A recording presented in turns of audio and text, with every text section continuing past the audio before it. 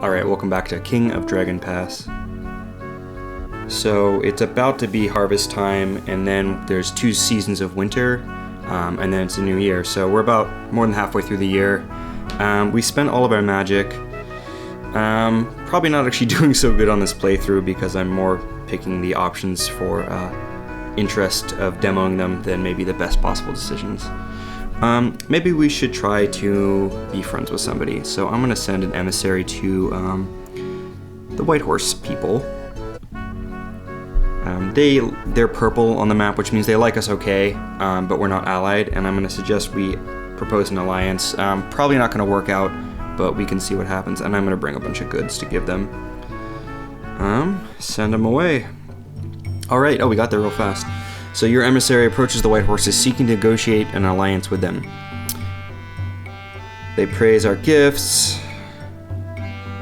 Well, that's kind of an interesting picture. I thought I was going to say something about them fighting, but I guess that's just what they do all day. They're hanging out. And we only have the option of one clan member here to the person that we sent as our emissary to give us advice. So it's really important to pick somebody who's not crazy to be your emissary. Their chief lives for glory. It is glory that we must offer him. So that may or may not be true. You find out more and more about each clan as you try to interact with them. But basically we have to pitch them on why we should be together. We need help. Please be generous. We need to fight and we'll be really cool. Or like you need stuff or money. Let's go with we can be great and overcome our foes. We'll be celebrated by great poets. He agreed. All right. We shall be remembered forever. Who shall we conquer first? That's awesome. So, it's our first year and we've already allied with somebody. All right, so here's an event. Oh, wow, it's awesome. +4 magic just out of nowhere. Claim the Carls of your clan are excited to see a rainbow touch down in one of your fields. As Orlanthe, you are the storm people, and there are few omens as positive as a rainbow. We automatically got 4 magic, but then depending on what we do, bad things could happen from this if we don't treat it right. Let's see here. Let's thank the gods for the sacrifice. And let's thank Barntar, who is farming god. Proceed, just farm, give him a little bit of money, 10 goods. Gods returned our gift. I'm not sure that's great, but well, we got a shit ton of magic now. 8 is huge. Let's see here. That'll help us when we go to war or other things, and I think it does roll over every year, so we'll have some of that pretty soon when we go back to the sacred time at the beginning of next year. Let's see here. Let's get another mystery miracle going here.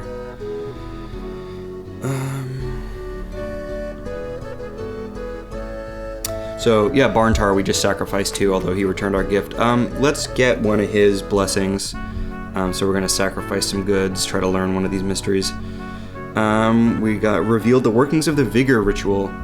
This year's harvest was a good one. Okay. And now we are in winter, and there's dark season, which is like the dead of winter, and then following that is I think storm season, which is still cold right before New Year, but it's not as dangerous. So right now dark season is a terrible time to send out fighting or trading or anything, and I think most of the time your guys just straight out refuse to leave.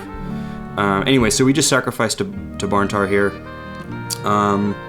and we can make the farmers work more productively. So we need to build a shrine to be able to activate this. I could sacrifice more to get it for a one-time bonus until the end of the year, which would go away next time, but we're close to the end of the year, and it's probably easier just to build a shrine while we have the money.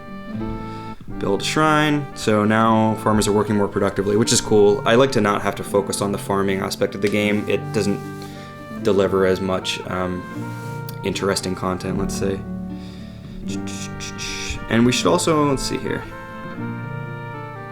Let's learn one of the mysteries of this guy. He's the god of trade and travel. So that we'll have the option to switch over to one of those miracles when it's time. Silver Tongue Ritual. Alright. Delegation from another clan has arrived, but before we learned their mission, there was a disturbance in our clan hall. Harbard made lecherous remarks about Eurystia and her sister Renatha, one of our weapon thanes, drew her sword and had to be restrained from attacking Harbard. Luckily, there was no breach of hospitality, but the Nari are furious. So that's an interesting distinction there, that, these guys came into the main hall and were, like, being gross and grabbing people and had to be physically restrained, but they didn't breach hospitality, because there's a concept of hospitality as a specific set of do's and do nots when you're visiting another clan, and they're not very clearly defined so far in the lore, but, those are offensive to individuals, but they didn't offend the clan ring, or they didn't offend us as a whole, or steal from us or something. So we could choose to ask them for an apology. A lot of the time, the problems with other clans arise from you being very different. You're an insular society. You spend most of your time with each other and only talk to other clans for necessity. If we ask them to return, they might be upset. Yeah, let's just ignore it and see what happens. Mood went down though, so people were not happy that we did that. This was not the time to improve our relations. They will return in another day. So, it's not clear which way we should have gone on that. I didn't look at everybody's opinion on the clan ring, so maybe I could have done that better. It's now storm season. Let's see here. We could send a guy out on another quest. Somebody's still exploring though. It's taking him forever to get up there. I'm gonna just skip to the end of the year because I think we're good for now.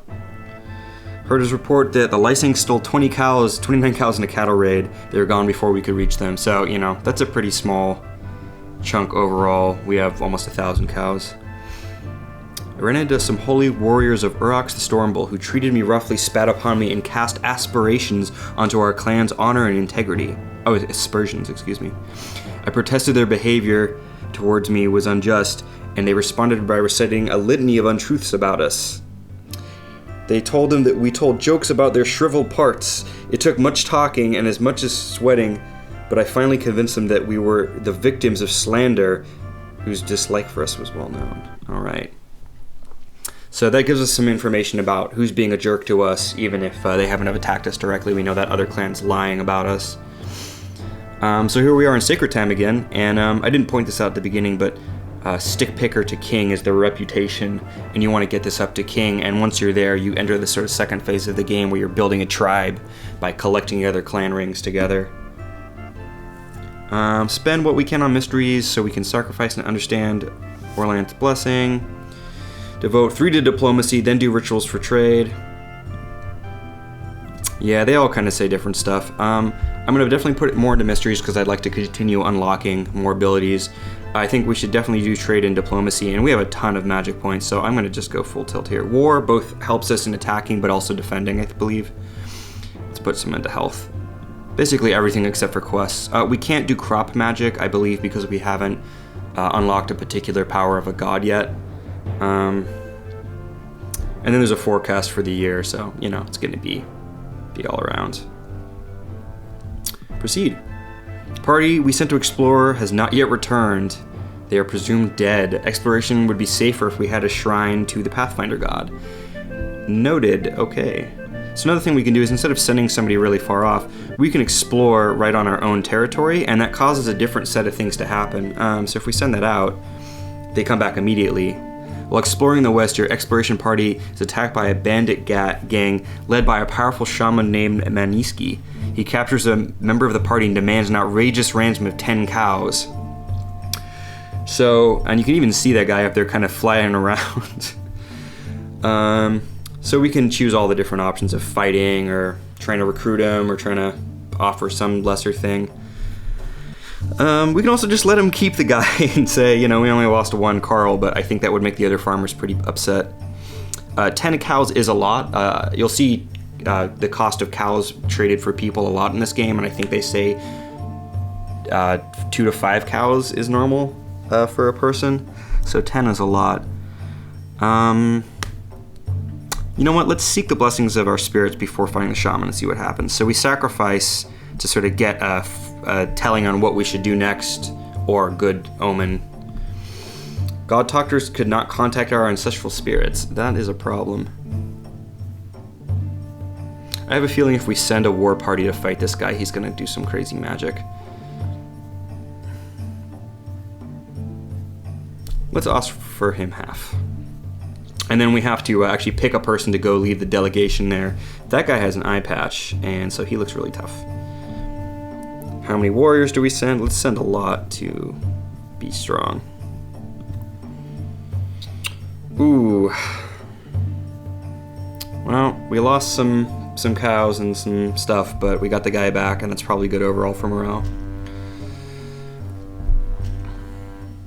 One of our guys was bullied while he was at another market. They call us stick pickers, lichen eaters, and rag wearers. They say that our men are too friendly with our sheep because our women do not bear looking at. They say that Chalana Arroy cries whenever we use the word mercy, and that Humak spits whenever we say honor.